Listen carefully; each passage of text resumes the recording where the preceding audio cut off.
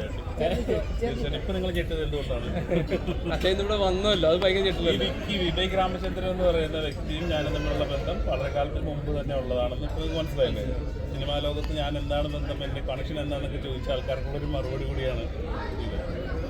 പിന്നെ സിനിമയിൽ അഭിനയിക്കാനുള്ള ആഗ്രഹം കൊണ്ടാണ് ഇങ്ങനെയൊക്കെ നടക്കുന്നത്. പ്രൊഡ്യൂസർ ആകാനായിട്ടുള്ള ആഗ്രഹത്തിന് വന്നു. ചക്കപ്പശയിൽ ഒരു പ്രൊഡ്യൂസറിൻ്റെ വേഷം കിട്ടി. അതിനുശേഷം പല പല കാര്യങ്ങൾ ചെയ്തിട്ടും അവസാനം ഹീറോ എന്ന് പറയുന്നൊരു പടത്തിൽ വരെ അഭിനയിച്ചിട്ട് നിൽക്കുകയാണ്. അപ്പോൾ എന്തായി, എന്ത് ചെയ്തു എന്ന ചോദ്യം ചോദിച്ചവർക്കുള്ള ഒരു ഉത്തരമാണ്.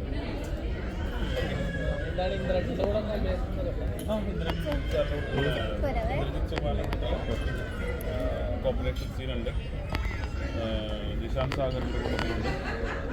അതുപോലെ കുഴപ്പമില്ലാത്തൊരു റോളായിരുന്നു, ഒരു ഇൻസ്പെക്ടറിൻ്റെ റോളായിരുന്നു ചെയ്തിട്ട് വരും. പടം ഇന്നത്തേക്കാണ് എല്ലാവരും കാണണം. പടം അച്ചായൻ്റെ ഒരു പാർട്ടിസിപ്പേഷൻ ഉള്ളൊരു പടമാണ്. അപ്പോൾ നിങ്ങളെല്ലാവരും തീർച്ചയായിട്ടും കാണണം.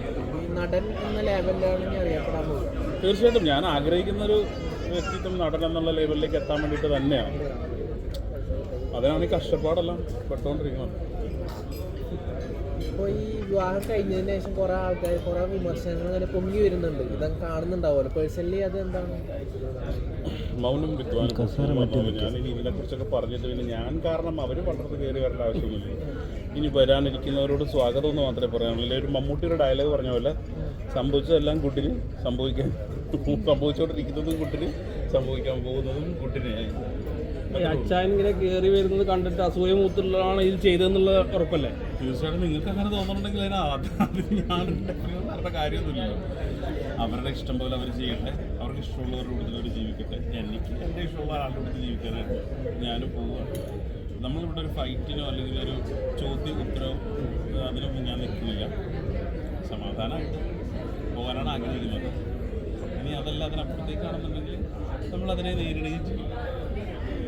കല്യാണം കഴിഞ്ഞിട്ട് അധികമായിട്ടില്ല, അപ്പത്തിന് ഈ രീതിയിലുള്ള വിമർശനം വരുമ്പോൾ പേഴ്സണലി അങ്ങനെ എന്തെങ്കിലും വിഷമങ്ങളുടെ കാര്യങ്ങൾ എന്തെങ്കിലും ഉണ്ട്? അല്ല, ഒരാൾ കൂട്ടത്തിലുണ്ടല്ലോ, അയാൾക്ക് തിരിച്ചു പോകാനായിട്ടുള്ള ഏറ്റവും അടുത്ത മുഹൂർത്തമായിരുന്നു. അതായത് കല്യാണം കഴിഞ്ഞിട്ട് 2 ദിവസം 3 ദിവസത്തിനുള്ളിൽ തന്നെ ഒരു കോൺട്രവേഴ്സി വരിക എന്ന് പറയുമ്പോഴത്തേക്ക് കൂടെയുള്ള ആളിന് തിരിഞ്ഞു നടക്കാനുള്ള എളുപ്പ വഴിയായിരുന്നു. പക്ഷേ പുള്ളിക്കാരത്തി എന്താണെങ്കിലും ഞാൻ നിങ്ങളുടെ കൂട്ടത്തിലുണ്ടെന്ന് പറഞ്ഞ് കട്ടക്ക് നീങ്ങുമ്പോൾ അതിന് താങ്ക്സ് ഇവരോടൊക്കെ പറയുകയാണ്. കാര്യം ഇങ്ങനെ ഒരാളെ മനസ്സിലാക്കാൻ ഒരവസരം പെട്ടെന്ന് തന്നതിന്. കുറേ നാളിന് ശേഷം കൂടെ ഉണ്ടായിരുന്ന ഒരാൾ പോകുമ്പോൾ ഉള്ള വിഷമം ഏറ്റവും അടുത്ത നിമിഷങ്ങളിൽ പോകുമ്പോഴത്തേക്ക് വിഷമം കുറവായിരിക്കും എന്നൊക്കെ പറയുന്നത് മനസ്സിലായിട്ടില്ല.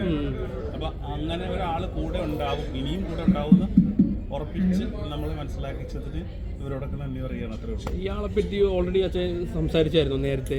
അറിയാലോ, അറിയാം. എല്ലാ കഥകളും